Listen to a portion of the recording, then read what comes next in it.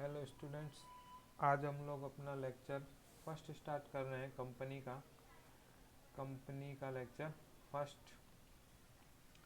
हमारे पास जो सिलेबस में चैप्टर है वो है अंशों का निर्गमन, यानी कि कंपनी द्वारा जो अंशों का निर्गमन किया जाता है उसके बारे में जानकारी है। तो कंपनी की जो पूंजी होती है वो क्या होती है, छोटे छोटे भागों में बटी होती है, जिनको हम लोग क्या बोलते हैं, अंश। और इन अंशों के माध्यम से ही पूंजी इकट्ठी की जाती है, इसलिए इसको बोलते हैं अंश पूंजी। तो कंपनी जो अपने अंशों का निर्गमन करते हैं ना, वो सर्वप्रथम क्या कर सकते हैं, दो तरीके से कर सकती है। या तो अपना अंशों का निर्गमन जब कर रही है तो उसका एक उद्देश्य तो ये है कि रोकड़ के लिए, यानी कि अंशों को निर्गमन कर रही है और किस लिए कर रही है, रोकड़ के लिए, ताकि उसको कैश अवेलेबल हो जाए। दूसरा तरीका, वो अंशों को निर्गमन कर रही है और किस लिए कर रही है, रोकड़ के अतिरिक्त किसी अन्य प्रतिफल के लिए अंशों का निर्गमन। यानी कि कंपनी जब अपने अंशों को निर्गमित करती है, यानी कि जारी करती है, तो उसका दो उद्देश्य हो सकते हैं। या तो कैश के लिए, यानी कि ये तो है कि भैया आपके पास कैश अवेलेबल हो जाए। दूसरा, यानी कि आपके पास कैश तो नहीं आएगा, कुछ और कार्यक्रम होगा। इसके अंदर दो चीज़ें आ सकती हैं। एक तो आ सकती है कि कंपनी कोई एसेट्स खरीदेगी और उसको शेयर्स पकड़ा देगी, या फिर कंपनी क्या करती है, कोई रनिंग बिजनेस खरीदती है। ठीक है। उसके बाद में हम आगे देखते हैं कंपनी। यहाँ पे क्या है कि सबसे पहला अपन पढ़ेंगे कि कंपनी जो है वो अपने अंश जारी कर रही है, और किस लिए जारी कर रही है, रोकड़ के लिए। तो कंपनी अपने अंश जारी कर रही है और उसका उद्देश्य है कि कैश आ जाए। इसमें भी दो तरीके से अपन कैश इकट्ठा कर सकते हैं। पहला तो है एक मुश्त भुगतान और दूसरा है किस्तों में भुगतान। एक मुश्त के अंदर तो क्या होता है कि कंपनी क्या करती है, जैसे कि एक अंश की कीमत 10 रुपये है और कंपनी एक साथ ही पूरे 10 रुपये अंशधारकों से ले लेती है, तो वह क्या कहलाता है, एक मुश्त भुगतान। दूसरा तरीका कंपनी के पास है किस्तों में भुगतान, यानी कि कंपनी कहती है कोई अंश की कीमत हम लोग 10 रुपये में अंश जारी कर रहे हैं, और इसका वो पैसा 10 रुपये कैसे वसूलेगी, किस्तों में वसूलेगी। किस्तों में यानी कि जैसे कि 2 रुपये एक बार ले लेगी, 3 रुपये एक बार ले लेगी, 5 रुपये एक बार ले लेगी। तो ये इस प्रकार से क्या कर रही है, किस्तों में पैसा इकट्ठा कर रही है। ठीक है। तो उससे पहले हम लोगों को क्या है कि कुछ शब्दों के बारे में जानकारी होनी चाहिए। आइए उन शब्दों को देखते हैं। सबसे पहला जो है वो है न्यूनतम अभिदान। न्यूनतम अभिदान क्या होता है, कंपनी के द्वारा क्या होता है कि अंश जारी करती है। कंपनी क्या करती है, अंश जारी करती है। जैसे कि कंपनी ने अपने अंश जारी किए,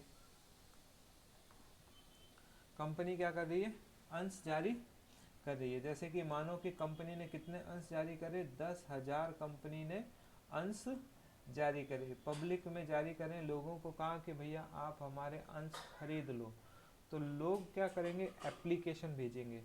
अब क्या हो सकता है, यहाँ पे न्यूनतम अभिदान है, यानी कि जैसे कि हमने तो 10,000 अंश जारी करे, मगर लोगों ने कितने अंशों के लिए आवेदन किया, सिर्फ 9,000।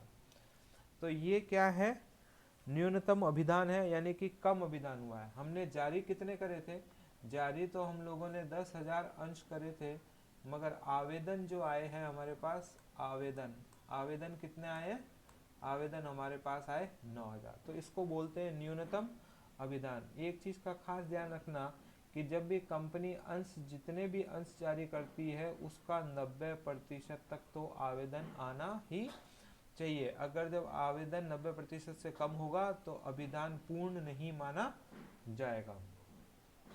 ठीक है। उसके बाद में आता है अगला पूर्ण अभिदान। पूर्ण अभिदान, इसके अंतर्गत क्या होता है कि कंपनी ने, जैसे कि मानो पूर्ण अभिधान, कंपनी ने जैसे कि 10,000 अंश जारी करे, ठीक है, अंश कितने जारी करे 10,000, और आवेदन भी हम लोगों को कितने प्राप्त हुए 10,000 ही आवेदन प्राप्त हुए। तो इस प्रकार का अभिधान जो होता है वो क्या कहलाता है, पूर्ण अभिधान, ठीक है।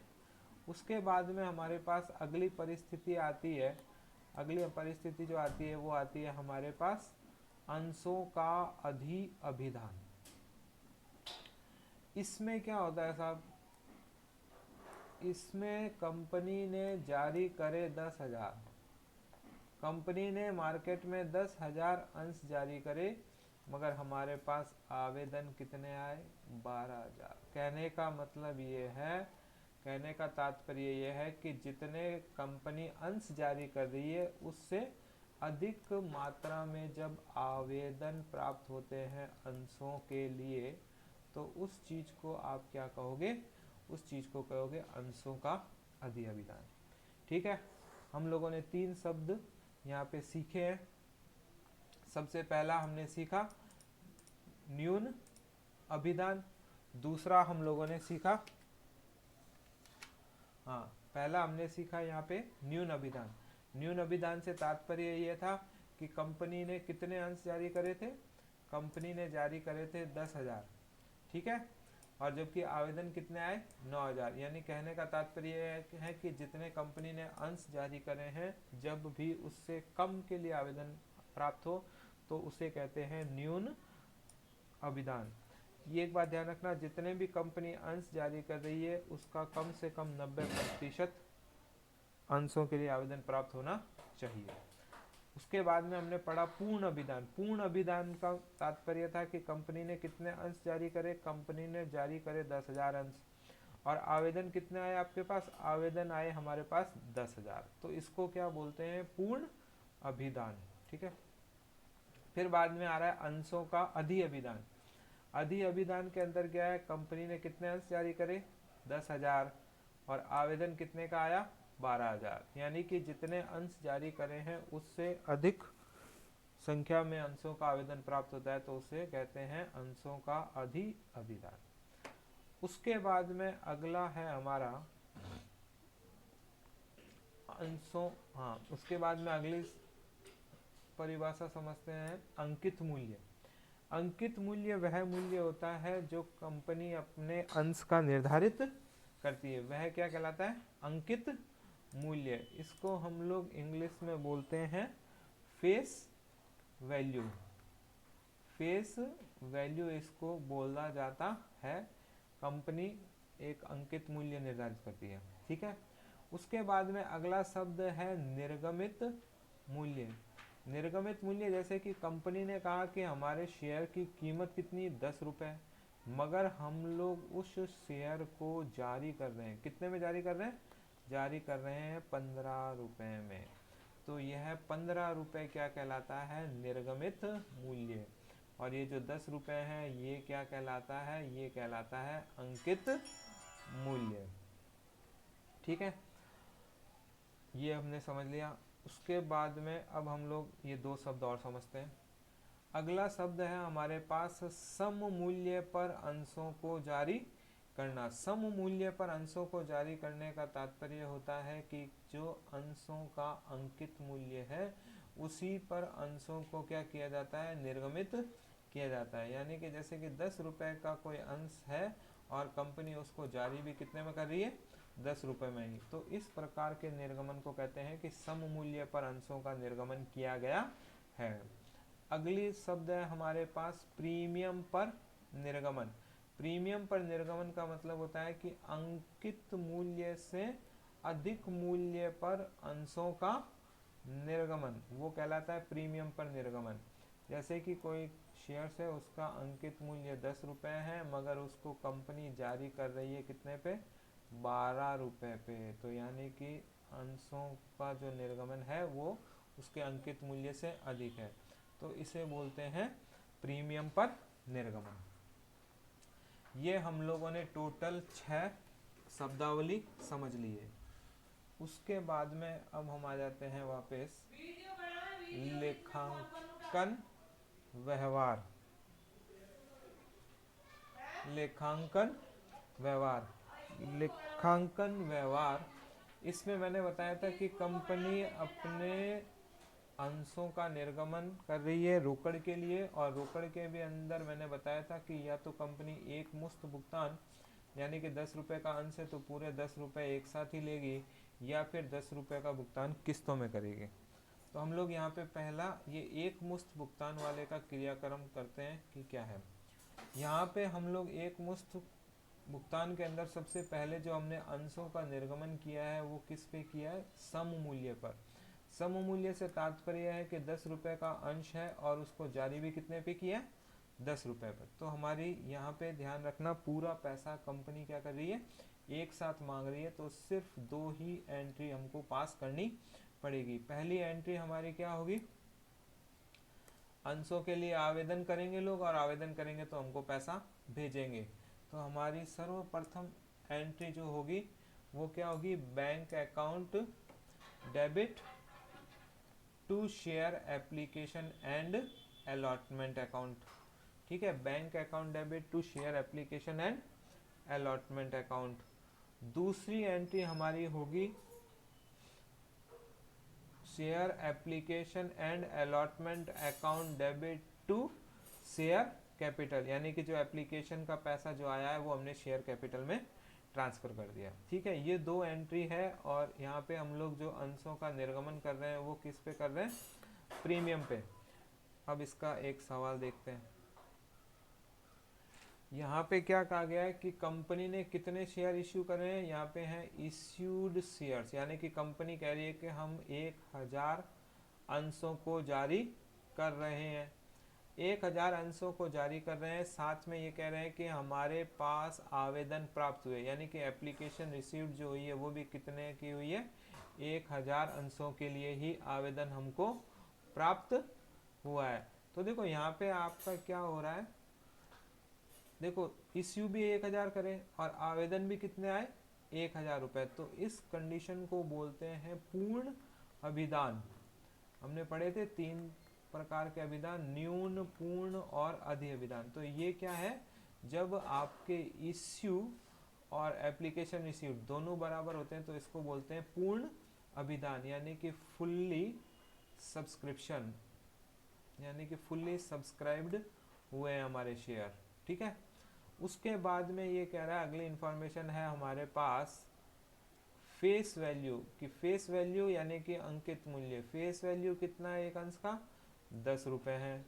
उसके बाद में हमारे पास अगली इंफॉर्मेशन आई है इश्यूड प्राइस। इश्यूड प्राइस यानी कि वो अंश को हम लोग जारी कितने में किया है, 10 रुपये में।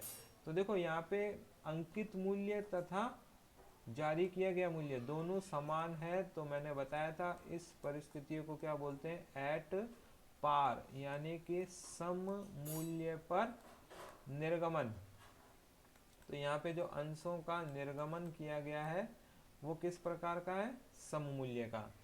फिर लास्ट में एक चीज और कह रहा है कि पूर्ण राशि आवेदन पर ही दे है, यानी कि जो आपके जितनी भी राशि है वो सिर्फ आवेदन पर ही दे है, यानी कि ये क्या है, एक मुश्त भुगतान वाली एंट्री है। ठीक है, चलिए देखते हैं इसका किस प्रकार से ट्रीटमेंट होगा। तो सबसे फर्स्ट एंट्री आएगी हमारे पास बैंक अकाउंट डेबिट, लोगों ने आवेदन किया है तो हम लोगों को पैसा भेजा होगा। एंट्री लिखेंगे bank account debit to share application and allotment account. ठीक है, अब यहाँ पे अमाउंट कैसे लिखेंगे, तो देखो हमारे पास कितने एप्लीकेशन आई, हमारे पास एप्लीकेशन 1000 आई और इश्यू प्राइस भी कितनी है, 10 रुपये। तो ये हमारे जो 10,000 है ये कैसे हैं कि 1000 एप्लीकेशन रिसीव्ड हुई है और इश्यू प्राइस कितनी है, 10 रुपये है। तो ये हमारे पास आ गए 10,000 रुपये, और यहाँ पे भी हम लोग लिख देंगे 10,000 रुपये। नेक्स्ट एंट्री होगी हमारी, क्या नेक्स्ट एंट्री होगी, नेक्स्ट एंट्री होगी share application and allotment account debit to share capital, यानी कि जो एप्लीकेशन का पैसा है वो भी कहाँ ट्रांसफर कर रहे हैं, शेयर कैपिटल में। तो यहाँ पे तो कोई समस्या ही नहीं है, पूरी की पूरी अमाउंट जो 10,000 रुपये एप्लीकेशन पे प्राप्त हुई थी सारी के सारी हमने कैपिटल अकाउंट में ट्रांसफर कर दी। ठीक है, अब अगला प्रश्न देखते हैं। अगले पर्सन में देखो हमारे पास क्या इंफॉर्मेशन है, ये कह रहा है कि इश्यूड शेयर यानी कि कंपनी ने अंश जारी करे। कितने अंश जारी करे? कंपनी ने 1000 अंश जारी करे। आवेदन कितने का प्राप्त हुआ? आवेदन कह रहा है कि एप्लीकेशन रिसीव्ड जो हुई है वो हुई है 900, यानी कि 1000 शेयर्स आपने इश्यू करे थे और एप्लीकेशन रिसीव्ड हुई है 900। तो इसको हम लोग क्या कहते हैं? इसको हम लोग कहते हैं न्यून अभिदान, न्यून अभिदान, यानी कि इंग्लिश में इसको बोलते हैं अंडर सब्सक्रिप्शन, यानी कि अंडर सब्सक्राइब्ड हुआ है हम लोगों का, तो इसको क्या बोलते हैं? अंडर सब्सक्रिप्शन, यानी कि जितने अंश हमने जारी करे हैं यदि उससे कम अंशों के लिए आवेदन प्राप्त हो तो इसको बोलते हैं अंडर सब्सक्रिप्शन। उसके बाद में क्या कह रहा है? उसके बाद में कह रहा है कि अंशों का फेस वैल्यू यानी कि उनकी अंकित प्राइस कितनी है? कह रहा है कि अंकित प्राइस उनकी है 10 रुपये। ठीक है, अब उसके बाद में कह रहा है कि अंशों का इश्यूड प्राइस यानी कि कंपनी ने उन अंशों को कितने रुपए पे जारी किया है? 10 रुपए पे। यहाँ पे देखो 10 रुपए की उनकी फेस वैल्यू है और जारी भी हमने कितने में किया? 10 रुपए में ही। तो इस चीज को क्या बोलते हैं? At par. इस चीज को क्या बोलते हैं? At par. बाद में हमारे पास एक और इंफॉर्मेशन दे रहा है, कह रहा है कि पूर्ण राशि क्या है? आवेदन पर ही दे है, यानी कि सारी की सारी एप्लीकेशन पर ही दे है। अब एंट्री देखते हैं। यहाँ पे देखो एंट्री क्या होगी? सेम एंट्री होगी, bank account debit to share application and allotment. ठीक है, मगर यहाँ पे आपके पास देखो अमाउंट कैसे मल्टीप्लाई करेंगे? एप्लीकेशन रिसीव्ड, हम लोगों को एप्लीकेशन कितनी रिसीव्ड हुई? एप्लीकेशन हमारे पास रिसीव हुई है, कितनी एप्लीकेशन रिसीव्ड हुई है? 900। और अंशों का इश्यू प्राइस यानी कि उनका जारी किया गया मूल्य कितना था? 10 रुपये। तो यहाँ पे हमारे पास आ जाएंगे 9000। उसके बाद में एप्लीकेशन मनी को ट्रांसफ़र करने की एंट्री हम लोग पास करेंगे। एप्लीकेशन अकाउंट, एप्लीकेशन का जो पैसा है उसको ट्रांसफ़र करने की। तो नेक्स्ट एंट्री होगी share application and allotment account debit to share capital. ये जो एप्लीकेशन का जो पैसा आया था ये वाला, ये हम लोग क्या कर रहे हैं? ट्रांसफ़र कर रहे हैं और अमाउंट हो जाएगी 9000। ये सवाल हमने किसका करा? ये सवाल हमने अंडर सब्सक्रिप्शन का किया और इश्यू जो किया था वो किस पे किया था? एट पार पे ही। उसके बाद में एक सवाल और देखते हैं हम लोग। इसके अंतर्गत क्या हो रहा है कि कंपनी ने 1000 अंश जारी करे हैं, आवेदन कितने का प्राप्त हो गया? 1200 रुपये का प्राप्त हो गया। देखो अंश कंपनी ने 1000 जारी करे, आवेदन कितने प्राप्त हुए? 12000, यानी कि 200 शेयर्स हमारे पास एक्स्ट्रा आ गए। तो इस चीज को बोलते हैं ओवर सब्सक्रिप्शन। इसको क्या बोलते हैं? ओवर सब्सक्रिप्शन, अधि अभिदान। ठीक है, उसके बाद में आगे देखते हैं कि फेस वैल्यू यानी कि शेयर्स की अंकित प्राइस कितनी है? 10 रुपये। और इश्यू प्राइस यानी कंपनी ने कितने में जारी किया है? 10 रुपये में ही जारी किया है। तो 10 रुपये में ही कंपनी ने क्या किया है? जारी किया है। तो यानी कि जो इश्यू वाला मामला है वो किस पे किया गया है? एट पार पे। ठीक है, यानी कि ओवर सब्सक्रिप्शन का सवाल है और एट पार पे जारी किया है। चलिए देखते हैं क्या एंट्री होगी। एंट्री सेम टू सेम वही, bank account debit to share application and allotment. Amount देखिए इसकी क्या मल्टीप्लाई कर रहे हैं साहब। यहाँ पे आपके पास इश्यू प्राइस कितनी है? सर्वप्रथम इश्यू प्राइस है हमारे 10 रुपये और एप्लीकेशन कितने की आई? 1200 की। आमतौर पे एप्लीकेशन एक बार 1000 आई थी और एक बार 900 आई थी। अब की बार हमारे पास एक्स्ट्रा आ गए हैं 200 एप्लीकेशन, तो ये आ गया आपका 12000 और 12000। ठीक है, उसके बाद में अब देखो यहाँ पे हमारे पास 200 शेयर्स के एक्स्ट्रा पैसे आ रखे हैं, तो हम क्या करेंगे? अपने पास तो रखेंगे नहीं, वो पैसा क्या करेंगे? ऐसा नहीं है जब भी ओवर सब्सक्रिप्शन हो तो कि भैया चलो 1200 शेयर्स पकड़ा देते हैं कि एक्स्ट्रा आ गए हैं तो इनको भी दे देंगे। नहीं, ऐसा नहीं होगा। जितने शेयर्स आपने किसी इश्यू किए हैं उतने ही शेयर्स आप क्या कर सकते हो? अलॉट कर सकते हो।